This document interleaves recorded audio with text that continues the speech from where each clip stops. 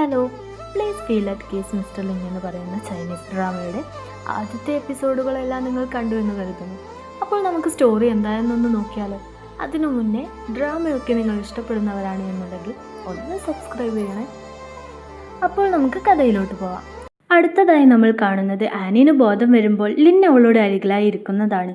Lin അവളുടെ അടുത്തേക്ക് പോയി അവൾക്ക് വേണ്ടതെല്ലാം ചെയ്തു കൊടുക്കുമ്പോൾ എൻ്റെ അടുത്തു നിന്ന് നീ ഒന്ന് പോവുമോ എന്ന് ആൻ ലിന്നിനോട് ചോദിക്കുന്നുണ്ട്. അവൾ എന്തോ എല്ലാവരിൽ നിന്നും മറച്ചു വെക്കുന്നുണ്ട്. അവളുടെ ആകെ അപ്സെറ്റായുള്ള സംസാരവും അവനോടുള്ള പെരുമാറ്റവും എല്ലാം കണ്ട് ലിൻ ഡോക്ടറിനോട് ഒന്ന് പുറത്തോട്ട് പോകുവാൻ വേണ്ടി ആവശ്യപ്പെടുന്നുണ്ട്. അവൻ അവളോട് സംസാരിച്ചു തുടങ്ങുമ്പോൾ അതെന്തെന്ന് കേൾക്കുവാൻ പോലും താല്പര്യമില്ലാത്തതിനാൽ തന്നെ ആൻ അവിടെ നിന്ന് പോകുവാൻ തുടങ്ങുമ്പോൾ അവൻ അവളെ പിടിച്ചു ബെഡിൽ കിടത്തുന്നുണ്ട്. അവൾ ഹോസ്പിറ്റലിൽ നിന്ന് ഓടിപ്പോവില്ലെന്ന് അവന് പ്രോമിസ് ചെയ്തു കൊടുക്കുവാൻ പറയുമ്പോൾ അവൾ അത് സമ്മതിക്കുന്നുണ്ട്. പിന്നെ നമ്മൾ കാണുന്നത് ലിൻ എന്തോ ആവശ്യത്തിന് പുറത്തു പോയതിനാൽ തന്നെ ഹോസ്പിറ്റലിൽ നിന്ന് ജനൽ വഴി ഒരു തുണി വെച്ച് ഓടിപ്പോകുവാൻ നിൽക്കുന്ന ആനിനെയാണ്. കറക്റ്റ് ടൈമിൽ തന്നെ അവളുടെ ബ്രദറും ഡോക്ടറും കൂടെ വന്ന് റൂമിൽ നോക്കുമ്പോൾ ആനിനെ അവിടെ കാണാത്തതിനാൽ തന്നെ ജനൽ വഴി നോക്കിയപ്പോഴാണ് ഒരു കർട്ടനിൽ തൂങ്ങിക്കിടക്കുന്ന ആനിനെ അവർ കാണുന്നത്. കർട്ടൻ വലുപ്പമില്ലാത്തതിനാൽ തന്നെ താഴേക്ക് പോകുവാനും കഴിയില്ല. മുകളിലോട്ട് കയറാൻ പറ്റുമോ എന്ന് നോക്കുമ്പോൾ അതിനൊട്ടും തന്നെ കഴിയുന്നില്ല.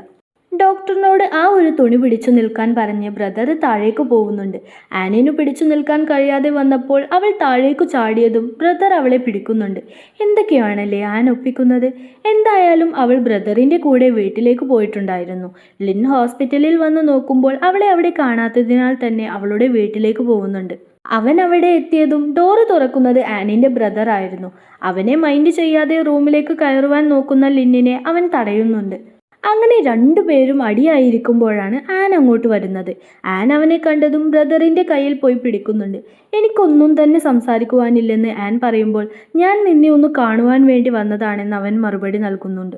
ഇപ്പോൾ കണ്ടില്ലേ, എനിക്ക് നന്നായി വിശക്കുന്നുണ്ടെന്ന് പറഞ്ഞ് ആൻ അവിടെ നിന്ന് പോകുവാൻ തുടങ്ങുമ്പോൾ എനിക്കും നന്നായി വിശക്കുന്നുണ്ടെന്ന് പറഞ്ഞ് ലിന്ന് ബ്രദറിൻ്റെ കയ്യിൽ പോയി പിടിക്കുന്നുണ്ട്.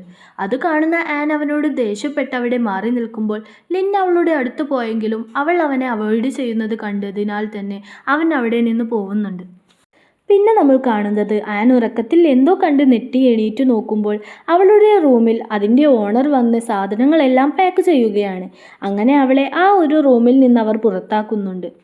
അവളുടെ ബ്രദർ വന്ന് നോക്കുമ്പോൾ കാണുന്നത് എങ്ങോട്ട് പോകുമെന്നറിയാതെ സാധനങ്ങളുമായി പുറത്തിരിക്കുന്ന ആനിനെയാണ്. ഞാൻ ഉള്ളപ്പോൾ എന്തു തന്നെ വന്നാലും പേടിക്കേണ്ടതില്ലെന്ന് ബ്രദർ അവളോട് പറയുമ്പോൾ എനിക്ക് താമസിക്കുവാനുള്ള വീട് ഞാൻ തന്നെ കണ്ടെത്തിക്കോളാം എന്നവൾ അവനെ ബുദ്ധിമുട്ടിക്കേണ്ടതില്ലെന്നു കരുതി പറയുന്നുണ്ട്. അവൾ അങ്ങനെയൊക്കെ പറഞ്ഞെങ്കിലും അവൻ ആനുമായി അവൻ്റെ അപ്പാർട്ട്മെൻറ്റിലേക്ക് പോകുന്നുണ്ട്. ആനിൻ്റെ വിവരം അസിസ്റ്റൻ്റ് വഴിയാണ് ലിൻ അറിയുന്നത്. അവൻ അവളുടെ അടുത്തേക്ക് പോകുവാൻ വേണ്ടി പുറപ്പെടുന്നുണ്ട്. ഇതേ സമയം ആൻ അവളുടെ ഒരു ഫ്രണ്ടിന് മെസ്സേജ് അയച്ചു കൊണ്ടിരിക്കുകയാണ്. അവൾ അവളുടെ ബ്രദറിൻ്റെ വീട്ടിലാണെന്ന് അറിയുന്ന അവളുടെ ഫ്രണ്ട് ഇന്ന് തന്നെ അവളുടെ അപ്പാർട്ട്മെൻറ്റിലേക്ക് വരുമെന്ന് അവളോട് പറയുന്നുണ്ട്. അങ്ങനെ അവളുടെ ബ്രദർ പർച്ചേസിങ്ങിനു വേണ്ടി പുറത്തു പോയ സമയത്താണ് ലിൻ ആനിൻ്റെ അടുത്തേക്ക് വരുന്നത്. അപ്പുറത്ത് ബ്രദർ കയറിയ സൂപ്പർ മാർക്കറ്റിൽ തന്നെയാണ് ആനിൻ്റെ ഫ്രണ്ടും കയറുന്നത്. ഇതാണ് ആനിൻ്റെ ബ്രദർ എന്നൊന്നും അറിയില്ല. എന്തായാലും അവനെ കണ്ടതും അവൾക്ക് അവനോട് ക്രഷ് അടിച്ചിട്ടുണ്ട്. ഇതേ സമയം ആനിനോട് സംസാരിക്കുവാൻ നോക്കുന്ന ലിന്നിനെ ആൻ അവോയ്ഡ് ചെയ്യുകയാണ്. അവളുടേത് ചെറിയൊരു പിണക്കമാണെന്ന് മനസ്സിലാക്കുന്ന ലിൻ അവളെ കിസ് ചെയ്യുന്നുണ്ട്. കറക്റ്റ് ടൈമിൽ തന്നെ അവൻ്റെ തലയിലേക്കായി ഒരു സ്പൂൺ വീഴുന്നുണ്ട്. ഈ സമയം ആൻ അവിടെ നിന്ന് പതിയെ എസ്കേപ്പ് ആവുന്നുണ്ട്. അപ്പുറത്ത് ഫ്രണ്ടാണെങ്കിലോ ആനിൻ്റെ ബ്രദറാണിവൻ എന്നറിയുന്നത് ലിഫ്റ്റിൽ വെച്ചാണ്. അവൾ ആനിനെ കാണുവാൻ തന്നെയാണ് വന്നതെന്ന് അവനോട് പറയുന്നുണ്ട്. ഇവിടെ ആനിൻ്റെ ഷർട്ടിൻ്റെ ബട്ടൺ അവൾ ഇട്ടത് ശരിയായില്ലെന്ന് മനസ്സിലാക്കുന്ന ലിൻ അത് ശരിയാക്കുന്നതിനിടയിലാണ് ബ്രദർ കയറി വരുന്നത്. ഇവരിങ്ങനെ നിൽക്കുന്നത് കണ്ടതിനാൽ തന്നെ ബ്രദർ അവരെ തെറ്റിദ്ധരിച്ച് ലിന്നിനെ ഇട്ടടിക്കുന്നുണ്ട്. ലിൻ അത് തടുക്കുന്നത് പോലുമില്ലെന്ന് മനസ്സിലാക്കുന്ന ആൻ അവരുടെ ഇടയിൽ കയറി ആ ഒരു പ്രോബ്ലം സോൾവ് ചെയ്യുന്നുണ്ട്. പിന്നെ നമ്മൾ കാണുന്നത് ആൻ ഇത്തവണ ഡെലിവറി ചെയ്യുവാൻ വേണ്ടി പോയത് ലിന്നിൻ്റെ ബ്രദറിൻ്റെ അടുത്തേക്കാണ്. അവൻ എല്ലാം പ്ലാൻ ചെയ്ത് സെറ്റാക്കി വെച്ചിരുന്നെങ്കിലും എല്ലാ തവണത്തെ പോലെയും അവനുമായി അടിയായി ആൻ അവിടെ നിന്ന് പോകുന്നുണ്ട്. ആനിൻ്റെ അവിടെയുള്ള അവസാനത്തെ ജോലി ആയതിനാൽ തന്നെ എല്ലാവരും അവൾക്ക് ഒത്തിരി ഗിഫ്റ്റൊക്കെ കൊടുത്തിട്ടാണ് പറഞ്ഞയക്കുന്നത്. പിന്നെ നമ്മൾ കാണുന്നത് ലിൻ ആനിനെ അവളുടെ പഴയ റൂമിൻ്റെ അവിടെയാണ് കൊണ്ടുവിടുന്നത്. ആ ഒരു റൂം ഇപ്പോൾ അവളുടേതല്ലാത്തതിനാൽ തന്നെ നീ എന്താ വല്ല ഡ്രിങ്ക്സും അടിച്ചിട്ടുണ്ടോ, നീ എന്തിനാ ഇവിടെ വന്നിരിക്കുന്നത്, എനിക്കൊന്നും തന്നെ മനസ്സിലാവുന്നില്ലെന്ന് ആൻ പറയുന്നത് കേട്ട് ലിൻ ചിരിക്കുകയാണ്. അവൻ അവളെ അവളുടെ ആ ഒരു റൂമിലേക്ക് കൊണ്ടുപോകുന്നുണ്ട്. വളരെ ഭംഗിയായിട്ട് തന്നെ അവൻ ആ ഒരു റൂം ഡെക്കറേറ്റ് ചെയ്തിട്ടുണ്ട്. അത് കാണുന്ന ആൻ ഒത്തിരി ഹാപ്പി ആവുന്നുണ്ട്. അവൾ കിച്ചണിൽ പോയി നോക്കുമ്പോഴാണെങ്കിലോ അവൾക്ക് വേണ്ടി അവൻ ഒരു പുതിയ ഓവൻ അടക്കം വാങ്ങിച്ചിട്ടുണ്ട്. അവൻ അവിടെ എല്ലാം കണ്ടു കഴിഞ്ഞതിന് ശേഷം ആനിനൊരു ലെറ്റർ കൊടുക്കുന്നുണ്ട്. അതിൽ എഴുതിയിരിക്കുന്നത് ഇതിപ്പോൾ ഒരു റെന്റ് ഹൗസ് അല്ല, ഈ ഒരു ഹൗസ് ആൻസിൻ എന്ന ഒരാൾക്ക് സെയിൽ ചെയ്തിട്ടുണ്ട് എന്നതാണ്. അതെ, ലിൻ അവൾക്ക് വേണ്ടി ആ ഒരു അപ്പാർട്ട്മെന്റ് തന്നെ വാങ്ങിച്ചിട്ടുണ്ട്. ഇത് കാണുന്ന ആൻ ആകെ ഇമോഷണൽ ആവുന്നുണ്ട്. അവളെ ഹഗ് ചെയ്തുകൊണ്ട് അവൻ പറഞ്ഞു, ഇവിടെ വെച്ചാണ് നമ്മുടെ റിലേഷൻ സ്റ്റാർട്ട് ആയത് തന്നെ, അതിനാൽ തന്നെ ഇത് വിട്ടുകൊടുക്കാൻ തോന്നുന്നില്ലെന്ന് ലിൻ പറയുന്നത് കേട്ട് ആൻ ഒത്തിരി ഹാപ്പി ആവുന്നുണ്ട്. പിന്നെ നമ്മൾ കാണുന്നത് ആൻ അവളുടെ പുതിയ ജോലിയിൽ ജോയിൻ ചെയ്യുന്നതാണ്. അവൾ നന്നായിട്ട് കാർട്ടൂൺ വരക്കുന്നതിനാൽ തന്നെ അവൾ അതുമായി ബന്ധപ്പെട്ട ഒരു ജോലിയിൽ തന്നെയാണ് കയറിയിരിക്കുന്നത്. അവൾ ഫസ്റ്റ് ഡേ തന്നെ അവളുടെ ഡ്രോയിങ്സ് അവർക്ക് പരിചയപ്പെടുത്തി കൊടുക്കുന്നുണ്ട്. അത് കണ്ട അവർ അവൾക്ക് വലിയ ഒരു പ്രൊജക്റ്റിനുള്ള ചാൻസ് തന്നെ കൊടുക്കുന്നുണ്ട്. പുറത്ത് ആനിനു വേണ്ടി ലിൻ വെയിറ്റ് ചെയ്യുന്നുണ്ട്. അവൾ അവൻ്റെ അടുത്തേക്ക് പോയി അവൾക്ക് കുറച്ച് എക്സ്ട്രാ വർക്കുള്ള കാര്യം പറഞ്ഞ് അവിടെ നിന്ന് പോകുന്നുണ്ട്.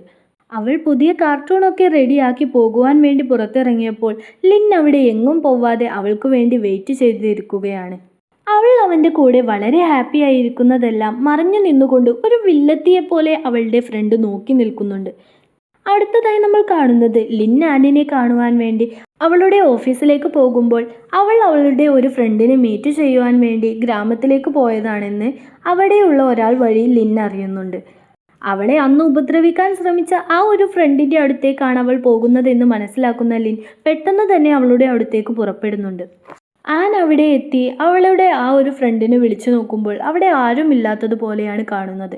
എന്നാലാണെങ്കിലോ ആൻ ആ ഡോറ് തുറന്നാൽ അവളെ ഉപദ്രവിക്കാൻ കണക്കിന് ഒരു ആയുധവുമായി അവൾ നിൽക്കുന്നത് നമുക്ക് കാണാം.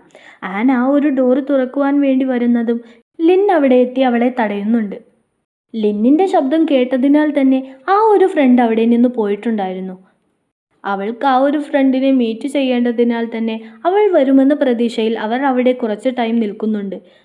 അവസാനം രാത്രി ആയതിനാൽ തന്നെ അവിടെ അടുത്തുള്ള ഒരു ഹോട്ടലിൽ റൂം എടുക്കുവാൻ പോകുന്നുണ്ട്.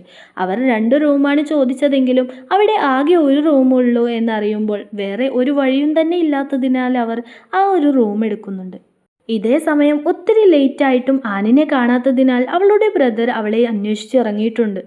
ഇവിടെ ഇവർ റൂമിലേക്ക് പോകുമ്പോഴാണെങ്കിലോ അത് കപ്പിൾസിനുള്ള റൂം ആയതിനാൽ തന്നെ നന്നായിട്ട് തന്നെ ഡെക്കറേറ്റ് ചെയ്തിട്ടുണ്ട്. അങ്ങനെ അവർ 2 പേരും സംസാരിച്ചൊരു തീരുമാനത്തിലെത്തി. ലിൻ തറയിലും ആൻ ബെഡിലുമായിട്ടാണ് കിടക്കുന്നത്. ലിൻ അവിടെ കിടക്കുന്നതിനിടയിൽ അവൻ്റെ കാലിൽ ഒരു പാറ്റ വന്നിരിക്കുന്നതിനാൽ തന്നെ അവൻ പേടിച്ചുകൊണ്ട് ബെഡിൽ കയറിയിരിക്കുന്നുണ്ട്.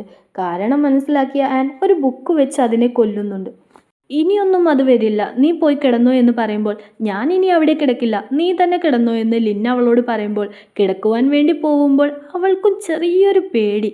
അതിനാൽ തന്നെ അവൾ അവനോട് പറഞ്ഞു, കുഴപ്പമൊന്നുമില്ല, നീ ബെഡിൽ തന്നെ കിടന്നോ, പക്ഷേ ഞാനൊരു ലൈൻ ഇവിടെ വരക്കും, അത് ക്രോസ് ചെയ്യരുതെന്ന് അവൾ അവനോട് പറയുമ്പോൾ അവൻ അതിന് സമ്മതിക്കുന്നുണ്ട്. അങ്ങനെ ഒരു തലയണ സെൻറ്ററിലായി അവൾ വെക്കുന്നുണ്ട്. 2 പേരും സംസാരിച്ച് അതിനിടയിൽ ആ ഒരു തലയണ മാറ്റുന്നുണ്ട്. അവർ അങ്ങനെ സംസാരിച്ചിരിക്കെ ആൻ ഈയിടെയായിട്ട് വളരെ അപ്സെറ്റ് ആണല്ലോ, ആ ഒരു ടോപ്പിക്കിലേക്ക് എത്തുന്നുണ്ട്. നിനക്കെന്തു വന്നാലും നീ പേടിക്കേണ്ടതില്ല, ഞാൻ എപ്പോഴും നിന്റെ കൂടെ തന്നെ ഉണ്ടാവുമെന്ന് ലിൻ അവളോട് പറഞ്ഞ് അവളെ ആശ്വസിപ്പിക്കുന്ന കണക്കിന് അവൻ അവളെ അവൻ്റെ അടുത്തേക്കായി പിടിച്ചു കിടത്തുന്നുണ്ട്. ഈ സമയം ബ്രദർ ആനിനെ അന്വേഷിച്ച് ആ ഒരു ഫ്രണ്ടിൻ്റെ വീട്ടിലേക്ക് എത്തിയിട്ടുണ്ട്. ഇപ്പുറത്തെ ആൻ ആണെങ്കിലോ ലിൻ ഉറങ്ങുന്നത് കണ്ട് അവനെ കിസ് ചെയ്ത് ഉറങ്ങുവാൻ വേണ്ടി കിടക്കുമ്പോൾ അവൻ അവളുടെ കയ്യിൽ പിടിക്കുന്നുണ്ട്. അപ്പോൾ തന്നെ നമുക്ക് മനസ്സിലാക്കാമല്ലോ അവൻ ഉറക്കം നടിച്ച് കിടക്കുകയായിരുന്നു എന്ന്. അവൻ അവളെ കിസ് ചെയ്യുമ്പോൾ നീ എനിക്ക് പ്രോമിസ് ചെയ്തു തന്നതായിരുന്നില്ലേ എന്ന് ആൻ ലിന്നിനോട് ചോദിക്കുന്നുണ്ട്. ഞാനല്ലല്ലോ, നീ തന്നെയല്ലേ പ്രോമിസ് തെറ്റിച്ചതെന്ന് പറഞ്ഞുകൊണ്ട് ആ ഒരു നൈറ്റ് അവർ അവിടെ ഒന്നിച്ച് സ്പെൻഡ് ചെയ്യുന്നുണ്ട്.